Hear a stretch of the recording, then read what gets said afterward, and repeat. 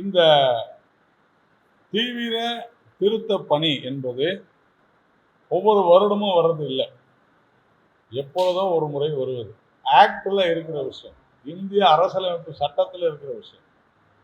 அப்போ இதை யார் செய்ய வேண்டும் என்றால் இவர்கள் தான் செய்ய வேண்டும். மாநில அரசு ஊழியர்கள் தான் செய்யணும். மாவட்ட கலெக்டருடைய அவர் தான் இங்க டிஸ்ட்ரிக்ட் எலெக்ஷன் ஆபீசர்.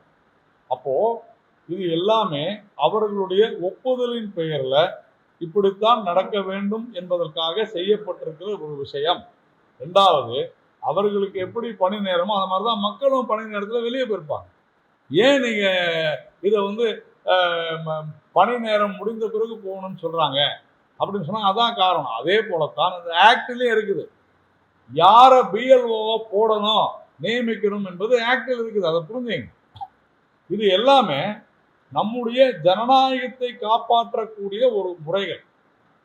அப்போ இது ஒரு நார்மல் ரொட்டீன் ஜாப் இல்லை.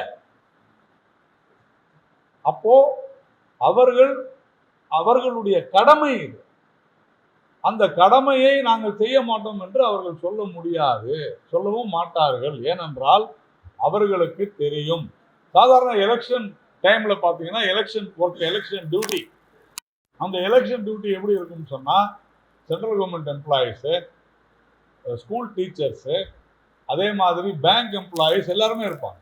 இதுல அவங்கெல்லாம் இருக்க மாட்டாங்க. ஒன்லி மாநில அரசு ஊழியர்கள் தான் இருப்பாங்க. இதுதான் இந்த ஆக்ட் சொல்லுது. ஸ்பெஷல் ரிவிஷனாக இருந்தாலும், இன்டென்சிவ் ரிவிஷனாக இருந்தாலும் சரி, அல்லது மற்ற வாக்காளர் பட்டியல் திருத்தமாக இருந்தாலும் சரி, இது இந்த நாட்டினுடைய ஜனநாயகத்தை காப்பாற்றுவதற்காக, அவர்களுடைய உரிமைகளை நிலைநாட்டுவதற்காக, மக்களுடைய உரிமைகளை நிலைநாட்டுவதற்காக எப்பொழுதோ ஒரு முறை செய்யக்கூடிய ஒரு விஷயம். இதுல நாங்கள் இதை செய்ய மாட்டோம் என்று சொல்வதற்கு கூட இவர்களுக்கு சட்டத்தில் இடமில்லை. 4 காரணங்களா இவங்க சொல்ல முடியும். ஒண்ணு, எங்களுக்கு 2 பணி இருக்குது, 2 பணி கொடுத்துட்டீங்க, ஒரு பணியிலிருந்து எங்களை ரிலீவ் பண்ணுங்க. அதாவது இந்த எலெக்ஷன் விஷயத்துல 2 பணி கொடுத்துட்டீங்க, அது என்னால முடியாதுன்னு சொல்ல முடியும். ஒண்ணு. ரெண்டாவது, நாங்கள் இதற்கு முன்னாலேயே இந்த பணியை நீங்கள் எங்களுக்கு ஒதுக்குவதற்கு முன்னாலேயே நான் வெளிநாட்டிற்கு செல்ல திட்டமிட்டிருந்தேன்னு ப்ரூவ் பண்ணணும், நிரூபிக்கணும். மூன்றாவது, தங்களுடைய உடல்நிலை ரொம்ப மோசமா இருக்குது அப்படின்னு சொல்லி அதை சொல்லணும். இப்படி 4 விஷயங்களை தான் இந்த பிஎல்ஓவோ அல்லது மற்ற அதிகாரிகளோ சொல்ல முடியும். இவர்களுடைய கடமை அது. அதனாலதான் அரசு ஊழியர்களுக்கான அதிக சலுகைகள் கொடுக்கப்படுகிறது. என்னையும் உங்களையும் ஏன் அதில் போட மாட்டாங்க? அரசு ஊழியர்களை ஏன் போடுறாங்க? மக்கள் பணிக்காக அவர்களுக்கு இது கொடுக்கப்படுது. அப்படி என்றால் அது அவர்களுடைய கடமை.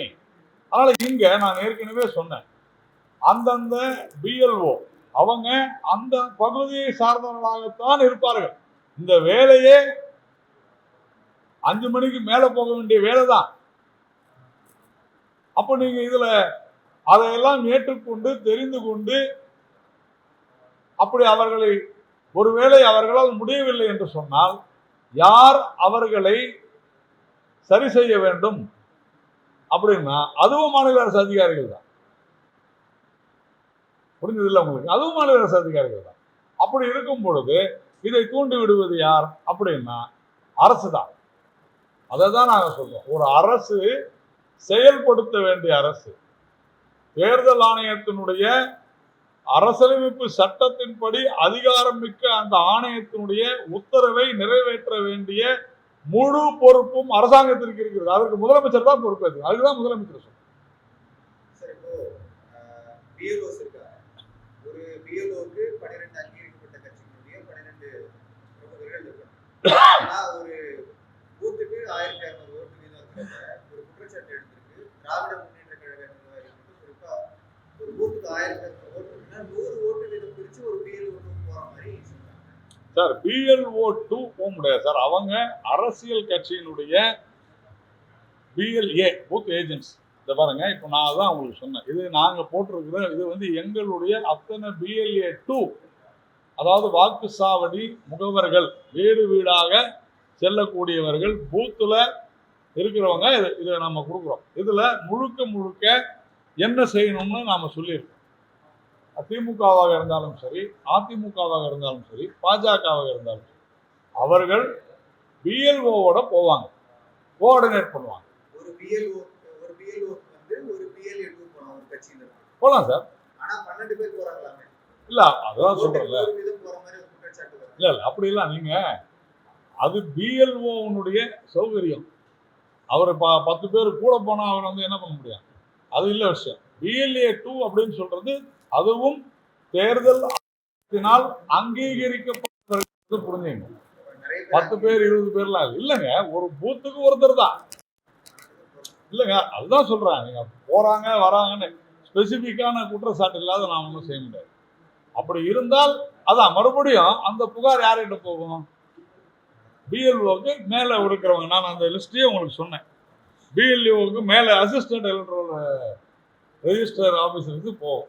அதே மாதிரி எலக்ட்ரல் ரெஜிஸ்ட்ரேஷன் ஆஃபீஸருக்கு போகும். அதுக்கு மேல டிஸ்ட்ரிக்ட் எலெக்ஷன் ஆஃபீஸருக்கு போகும். இவங்க எல்லாருமே என்ன பண்ண முடியும்னா தேர்தல் ஆணையத்துக்கு அந்த கம்ப்ளைண்ட்டை கொடுக்கும். எல்லாருக்குமே தேர்தல் ஆணையம். இது சிஸ்டம் வந்து மாநில அரசு அதிகாரி. நம்ம இப்போ ஒருவேளை நீங்க சொல்ற திமுகவினுடைய இன்ஃப்ளூயன்ஸ் இருக்குது, நீங்க அதான் சொல்ல வரீங்க. திமுகவுடைய இன்ஃப்ளூயன்ஸ் இருக்குது. அவங்க 10 பேர் போறாங்க, 20 பேர் போறாங்க அப்படின்றதுலாம் வீடுகளுக்கு போறதுன்றது அவங்களுடைய ஸ்ட்ரென்த்தை பொறுத்து இருக்குது. அப்படி போக இந்த விஷயத்துல தேர்தல் ஆணையம் யாரை அங்கீகரித்திருக்கிறதோ, இப்போ நாங்க வந்து இப்போ இவருடைய பூத்துல பிஎல்ஏ 2 அப்படின்னு போட்டோம்னா அந்த பிஎல்ஓ இவர் சொல்வதை இவருடன் தான் அவர் கோஆர்டினேட் செய்ய வேண்டும். 10 பேர் போறாங்க 12 பேர் போறாங்கன்றதெல்லாம் அதெல்லாம் அபிஷியலா கிடையாது. அதுதான் அதிகாரப்பூர்வமா கிடையாது. அப்படி போய் இவருக்கு வந்து அது ஒரு பிரச்சனையாக இருக்கிறது. அவர்கள் அந்த பிஎல்ஓவை இன்ஃப்ளூயன்ஸ் பண்றாங்க, அதிகாரம் செலுத்துகிறார் என்றால் இவர் தேர்தல் ஆணையத்திடம் கம்ப்ளைண்ட் கொடுக்கணும். அகைன் தேர்தல் ஆணையம்னா யாரு? மாநில அரசு அதிகாரிகள் தான். நான் மறுபடியும் இந்த அரசு மாநில அரசுன்னு ஏன் சொல்றேன்னா, இதை பொறுப்போடு செய்ய வேண்டிய கடமையிலிருந்து தவறக்கூடாது அப்படின்றதான் நம்ம தொடர்ந்து.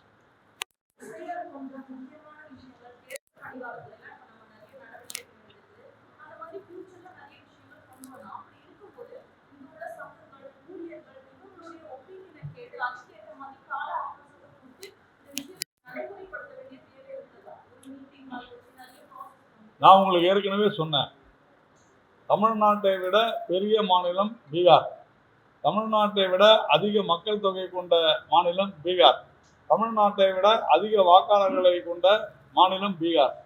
பீகார்ல எஸ்ஐஆர் 1 எப்படி நடந்துச்சு? ராகுல் காந்தியோ மு.க. ஸ்டாலினோ சொல்லலாம். ஆனால் இந்த எஸ்ஐஆர்ன்றது மாநிலத்துக்கு ஒன்று நடப்பதில்லை, ஒவ்வொரு வாக்கு சாவடியிலும் நடக்கிறது. அந்த வாக்கு சாவடியில் இப்போ அவர் கேட்டார் பாருங்க ஒரு கேள்வி, 12 அங்கீகரிக்கப்பட்ட கட்சி இருக்குதுன்னு.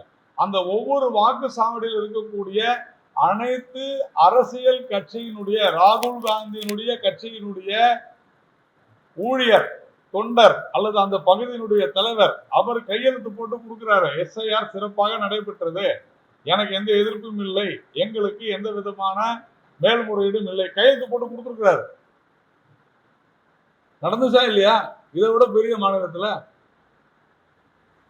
தேர்தல் முடிந்த பிறகு மறுநாள் ஆய்வு கூட்டம் நடைபெறுகிறது. அந்த ஆய்வுல இந்த தேர்தலில் வாக்காளர் பட்டியலில் எந்த குழப்பமும் இல்லை, இந்த தேர்தல் மிக சிறப்பாக முறைகேடின்றி குறைபாடின்றி நடைபெற்றது, எங்களுக்கு இதனால எந்த மேல்முறையீடும் இல்லை அப்படின்னு கையெழுத்து போட்டு, இங்க மறு வாக்குப்பதிவு தேவையில்லைன்னு கையெழுத்து போட்டு எல்லாமே சிறப்பாக நடைபெற்றதுன்னு சொன்னது யாரு? காங்கிரஸ்காரங்க. அப்போ ராகுல் காந்தி அவர்களுக்கோ அல்லது திரு மு.க. ஸ்டாலின் அவர்களுக்கோ தங்களுடைய தொண்டர்களின் மீது நம்பிக்கை இல்லையா? கட்சியினுடைய நம்பிக்கை இல்லையா? எங்களுடைய அமித்ஷா அவர்கள் பூத் லெவல் ஏஜென்ட், பிஎல்ஏ 2 அவரும் தெரியுமா? அப்போ எல்லாரும் ஒண்ணுதான். ராகுல் காந்தி சொன்னாங்க, காங்கிரஸ்ல இருக்கக்கூடிய ஒரு வாக்குச்சாவடி முகவர் சொன்னாங்க, ரெண்டுமே ஒண்ணுதான். கையெழுத்து போட்டு கொடுக்குறாரு. ஆனா அதே கையெழுத்து ராகுல் காந்திய நீங்க கையெழுத்து போட்டு கொடுங்கன்னு சொன்னா முடியாதுன்னு சொல்றாரு ராகுல் காந்தி. இப்போ புரியுதா? இது பொய்யர்களின் கூட்டம்னு இங்கேயும் அதுதான் நடைபெற்று கொண்டது. ஒரு சாதாரண எளிய நடைமுறையை அரசியல் படுத்துவதற்காக ஏற்கனவே இவர்கள் அவர் சொன்னார் பாருங்க, நிறைய பேரை வச்சு இன்ஃப்ளூயன்ஸ் பண்றாங்க. அப்படி செய்து தங்களுக்கு தேவையான வாக்காளர்களை பெயர்களை பட்டியலிலே சேர்த்து தங்களுக்கு எதிராக இருப்பவர்களை நீக்கி இப்படிலாம் நிறைய செஞ்சிருக்கிறாங்க. அதை இந்த எஸ்ஐஆர் சரிப்படுத்தும். அதுக்கு சொல்ற கால அவகாசம் ஒரு மாசம் போதும். ஒரு பிஎல்ஓக்கு 30 குடும்பம் தாங்க, 300 குடும்பம் தாங்க. ஒரு நாளைக்கு 30 குடும்பம் முடியுமா முடியாதான்றதுதான் கேள்வி. எந்த அரசியல் கட்சியும் முடியாதுன்னு சொல்லாது. இங்க வேண்டுமென்றே குழப்பத்தை ஏற்படுத்தி நாளை தோற்றுவிட்டால் ஐயோ நாங்க எதனால்தான் தோற்றோம் ஒரு நாடகம் ஆடுவதற்காக செய்யப்படுகிற விஷயம். எப்படியும் தோக்க தான் போறாங்க, அதற்காக செய்யப்படும். நன்றி.